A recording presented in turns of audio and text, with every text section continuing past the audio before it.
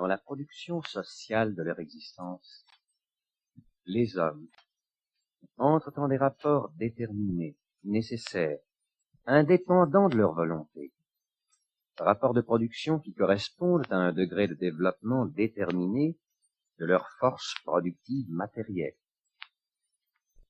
L'ensemble de ces rapports de production constitue la structure économique de la société, la base concrète sur quoi s'élève une superstructure juridique et politique et à laquelle correspondent des formes de conscience sociale déterminées.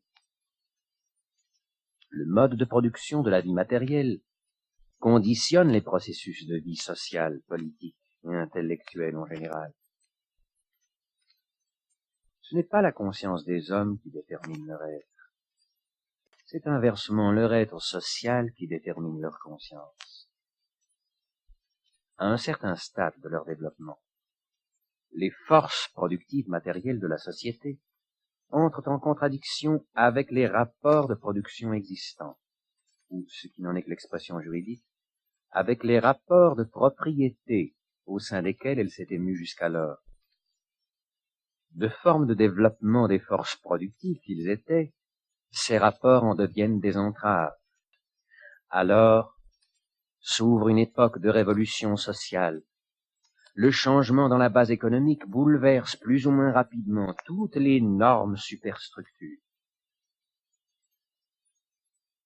Lorsqu'on considère de tels bouleversements, il faut toujours distinguer entre le bouleversement matériel qu'on peut constater d'une manière scientifiquement rigoureuse des conditions de production économique et les formes juridiques, politiques, religieuses, artistiques ou philosophiques, bref, les formes idéologiques sous lesquelles les hommes prennent conscience de ce conflit et le mènent jusqu'au bout. Pas plus qu'on ne juge un individu sur l'idée qu'il se fait de lui-même, on ne saurait juger une telle époque de bouleversement sur sa conscience de soi.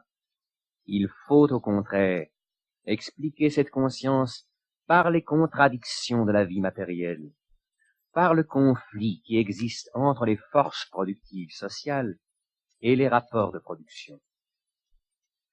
Une formation sociale ne disparaît jamais avant que soient développées toutes les forces productives qu'elle est assez large pour contenir. Jamais des rapports de production nouveaux et supérieurs ne s'y substituent avant que les conditions d'existence matérielle de ces rapports soient écloses dans le sein même de la vieille société. C'est pourquoi l'humanité ne se pose jamais que des problèmes qu'elle peut résoudre.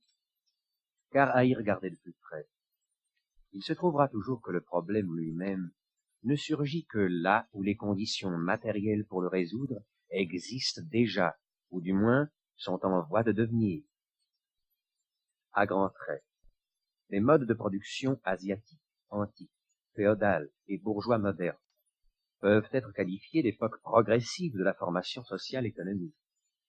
Les rapports de production bourgeois sont la dernière forme contradictoire du processus de production sociale, contradictoire non pas dans le sens d'une contradiction individuelle, mais d'une contradiction qui naît des conditions d'existence sociale des individus. Cependant, les forces productives qui se développent au sein de la société bourgeoise créent en même temps les conditions matérielles pour résoudre cette contradiction.